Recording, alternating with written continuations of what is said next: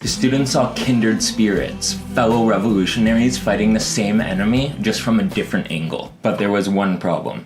The angels never saw themselves as revolutionaries. The wake-up call came one fall afternoon in 1965 when the angels decided to crash an anti-war protest on Adeline Street near the Berekly-Oakland border. The angels didn't show up to join the demonstration.